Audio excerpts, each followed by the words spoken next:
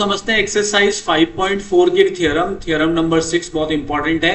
बोलता है कॉर्ड्स, तो कितनी भी कॉर्ड्स हो सकती है, कॉर्ड्स है ना, कितनी भी कॉर्ड्स हो सकती है ऑफ ए सर्कल। तो अपन चलो कुछ कॉर्ड्स बना लेते हैं ऑफ ए सर्कल। तो हम कुछ कॉर्ड्स बनाते हैं ये, ठीक है। ये मैंने कुछ कॉर्ड्स बनाई है, अभी मैं 3 ही ले रहा हूँ, ठीक है, कितनी भी हो सकती है, लेकिन सेम लेंथ। यहाँ लिखा है इंपॉर्टेंट है, देखो ध्यान से देखो, ये इनकी लेंथ सेम होनी चाहिए। चलो मैं इनकी लेंथ एज्यूम कर लेता हूँ, सबकी 3 सेंटीमीटर, एक बार हम मान लेते हैं 3 सेंटीमीटर है। फिर आगे बोलता है of all the are same length are all at the same distance, are all at the same distance from the centre.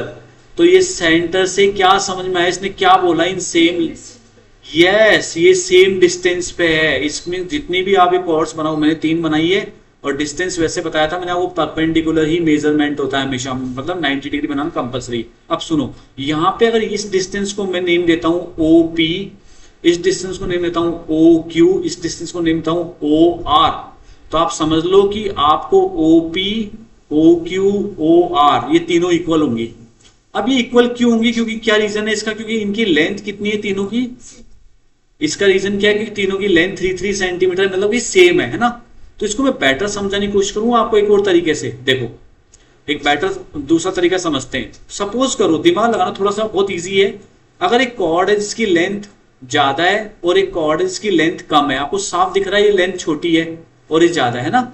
अब क्या इसकी लेंथ सेंटर से और इसकी लेंथ सेंटर से, इसको अगर मैं OP नेम दूं इस लेंथ को, और इस लेंथ को अगर OQ नेम दूं, ये क्लियरली दिख रहा है भाई कौन सी वाली लेंथ ज्यादा है, बोलो। OQ ज्यादा लेंथ क्यों है, क्योंकि लेंथ इसकी सेम नहीं है, और इसकी लेंथ कम है या ज्यादा है। जिसकी जितनी कम लेंथ होगी वो सेंटर से कॉर्ड उतनी ही ज्यादा दूर होगी, ठीक है। देखो अब इसको पास लेके आते हैं, इस कॉर्ड को अपन थोड़ा पास ले आते हैं, तो आपको ऐसा लगेगा कि हाँ सर मुझे लग रहा है थोड़ा थोड़ा ये सेम हो रही है लेंथ। देखो ये, अब ये लेंथ सेम हो रही है ना, आपको लग रहा है ना। तो बस आपको ये समझना था, अगर कॉर्ड्स की लेंथ सेम होती है ना, तो वो सेंटर से, थोड़ा तेज बोलो, सेंटर से, बोल बेटा, सेम डिस्टेंस पे होती है। समझ में आया। तो बस आपको ये प्रूव करना है। लेकिन ये तो कहते हैं ना मैथ्स में सर, आप ही तो बोलते हो मैथ्स में दिखने से कुछ नहीं होता। तो भाई बिल्कुल ठीक बात है, दिखने से कुछ नहीं होता। तो हम इसका एक प्रूफ भी देंगे कि कैसे वो सेम होगी। तो अपन एक काम करते हैं, 2 कॉर्ड बना के देखते हैं। देखो फर्स्ट कॉर्ड में बनाता हूं ऐसे, थोड़ी ऐसे इसलिए बना रहा हूं क्योंकि इसे कोई गारंटी नहीं ना हमेशा सीधी हो कॉर्ड्स। ये थोड़ी कॉर्ड बना, मैंने याद रखना दोनों की लेंथ अपन क्या एज्यूम करेंगे, दोनों की लेंथ सेम है, ठीक है। इसको नेम देता हूं मैं कॉर्ड को AB, इसको नेम देता हूं मैं PQ, और ये है हमारा, बोलो क्या, सेंटर किसका, सर्कल का। अब मुझे इसकी लेंथ निकालनी है। तो देखो बेटा इधर देखो, इसकी लेंथ पता करनी। क्या मैं इसे ड्रॉ कर सकता हूं लेंथ? नहीं। क्या मैं बिल्कुल 90 डिग्री पे ड्रॉ करूं? यस। क्या मैं ऐसे ड्रॉ कर सकता हूं 90 डिग्री पे? यस। तो क्या मैं बोल सकता हूं कि जो L पॉइंट है ये वाला और ये जो M पॉइंट है, तो क्या ये दोनों डिस्टेंस है और ये मुझे इक्वल करनी है? यस, यही हमारा टारगेट है कि हमें ये इक्वल करनी है। तो हमें गिवन क्या है, क्वेश्चन में गिवन क्या है बताओ। अ सर्कल, बोलो, अ सर्कल विद, क्या लिखते हैं हमेशा, सेंटर हो। अ सर्कल विद सेंटर हो, ये तो कंफर्म है, इस चैप्टर में आपको बार बार प्रूफ में लिखना होगा, गिवन में लिखना होगा। उसके बाद आपको और क्या गिवन है इसमें, क्या कॉर्ड्स इक्वल दे रखी है क्या आपको दोनों? तो आपको लिखना है chord AB equals to chord PQ, ये इक्वल है, यस। तो फिर आपको प्रूव क्या करना है, आखिर आपको प्रूव क्या करना है, बोलो।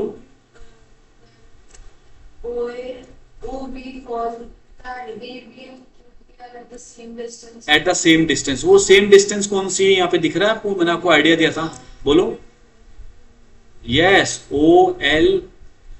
OL इक्वल्स टू OM, हमें इनको इक्वल लेके आना है, ठीक है। अब कितना आसान प्रूफ है, देखना आप बच्चों, कितना आप बोलोगे सर बहुत इजी प्रूफ लगा हमें। कब?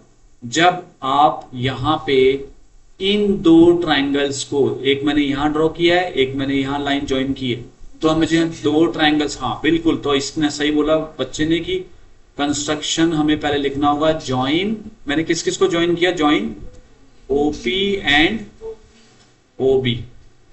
क्या आपको यहाँ पे दो ट्राइंगल्स अब तो दिख रहे होंगे बच्चों, दो ट्राइंगल दिख रहे हैं। पहले ट्राइंगल्स का नाम बोलो, in triangle O M P, O M P, in triangle O M P, and triangle O के बाद एम पे गए थे ना आप 90 पे, ओ एल पे जाओगे या ओ के बाद बी पे जाओगे?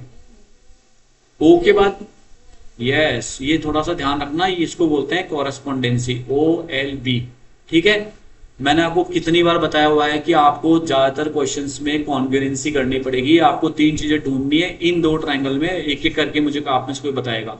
ये दो ट्राइंगल है, कुछ दिख रहा है आपको इक्वल इसमें?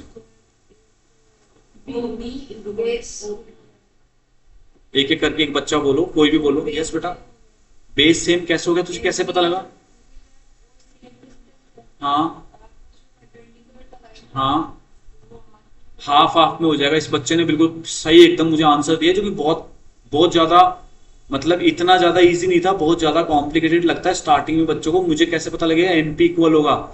मुझे कैसे पता लगेगा कि एमपी जो है ये एमपी वो एलबी के इक्वल होगा? ये बहुत कम बच्चों को पता कर पाते हैं। बहुत ईजी है, अगर आप यहां से परपेंडिकुलर ड्रॉ करो तो ये हाफ हो गया, अगर आप यहां से परपेंडिकुलर ड्रॉ करो तो ये हाफ हाफ हो गया, लेकिन ये दोनों पहले से इक्वल थे। ये देखो कॉड ए बी और पी क्यू, ये दोनों इक्वल है। ठीक है, तो जब ये इक्वल थे तो उनका हाफ भी तो इक्वल होगा ना, समझो। चलो मान लेते हैं 10-10 सेंटीमीटर के हैं दोनों, कितने कितने के? 10-10। तो इसका हाफ कितना हुआ? 5। ये कितना हुआ? 5, तो हो गया ना इक्वल। तो फिर रीजन आप इसको लिखोगे कैसे? देखो उसका एक तरीका होता है, आपको केवल इतना लिखना है A B equals to P Q, और आपको ये लिखना है O L perpendicular to P Q. देखो O L O M perpendicular to P Q comma O L perpendicular to A B. बस आप ये रीजन लिख दो, हो गया इक्वल, हो गया इक्वल, क्योंकि ये परपेंडिकुलर है, ये पहले से इक्वल है, तो ये भी इक्वल हो गए। अब बोलो कुछ और ढूंढो। दो, O B equal to OP, बहुत अच्छा बताया तूने, लेकिन उसे रीजन देना पड़ेगा। OP equal to OB radius, बिल्कुल सही, इसने बहुत अच्छा आंसर दिया कि दोनों रेडियस इक्वल है। और कोई तीसरी चीज ढूंढो, कौन सा? तो ए बी पी क्यू तो कहीं लिखा ही नहीं हमने इसमें इक्वल, कहां लिखा? वो तो उसका रीजन है ना कि ये एमपी और एलबी क्यू इक्वल हुए। नहीं अब नहीं अच्छा, तो बोलना चाह रही मैं ए बी और पी क्यू ले लूंगा ना, तो ए बी और पी क्यू इन दो ट्रायंगल में नहीं आ रहे ना, शेडेड कर रखा ना मैंने, उससे बाहर निकल गया। देख ए बी, ये इतना पोर्शन बाहर निकल गया, इधर ये एम क्यू बाहर निकल गया, तो ए बी और पी क्यू नहीं ले सकती। दिमाग अच्छा लगाया इसने, लेकिन वो नहीं ले सकते क्योंकि वो बाहर निकल गया ट्रायंगल से। 90 डिग्री, कौन सा एंगल इसमें, कौन सा 90 है? ओ एम पी, बोलो एंगल ओ एम पी। और दूसरी तरफ O L B, O L B क्या लिखेंगे? Each 90 degree. अब आपके सामने आती थोड़ी सी छोटी सी प्रॉब्लम कि कौन सी कॉन्ग्रुएंसी लगी। ऐसे देखते हैं, दो साइड के बीच में एंगल है क्या? ये आपने दो साइडें लिए, इस वाले ट्रायंगल में दिमाग लगाओ, क्या आपने ये लिया? ये हाँ लिया ना, रेडियस ली थी आपने, याद है? क्या आपने ये भी लिया एमपी? हाँ लिया ना एमपी, आपने ये ले रखा है, ये रहा एमपी और ये रहा ओपी, है ना? क्या आपने ये एंगल लिया? हाँ ये एंगल लिया 90 हमने। क्या ये एंगल इन दोनों शेडेड के बीच में है? नहीं बेटा, ऐसे एस तो नहीं लगेगा इसमें। Are H S, are H S का मतलब होता है एक तो राइट एंगल, ये रहा राइट एंगल 90, एक हाइपोटेन्यूज, ये रहा हाइपोटेन्यूज, और एक साइड, हाँ ये रही नीचे वाली साइड, तो अपन ने आर एच एस लिया। तो by R H S congruency आपको लिखना होगा यहाँ पे, R H S congruency triangle, बिल्कुल मैं जानता हूं। देखो बच्चों, ये हमने कॉन्ग्रुएंट आखिर किया क्यों है? हमने कॉन्ग्रुएंट क्यों किया पता है? ताकि सीपीसीटी से ओएम और ओएल, देखो ये रहा, यही तो प्रूव करना था, ये रहा टू प्रूव। तो हम लिखेंगे ओएल और ओएम कैसे इक्वल हो गए? बाय सीपीसीटी से। बट बेटा ये तो टारगेट था, भूल गए जल्दी से, ये तो टारगेट था अपना लेके आना, ओएल और ओएम, तो ये आ गए इक्वल, हैंस प्रूव। चाहो तो नीचे लाइन लिख सकते हो पूरी, chords of a circle having the same length of all the distance from are hence proved। मतलब अगर वो अगर ये इसको रिपीट कर दोगे तो आपका बेस्ट सोल्यूशन हो जाएगा।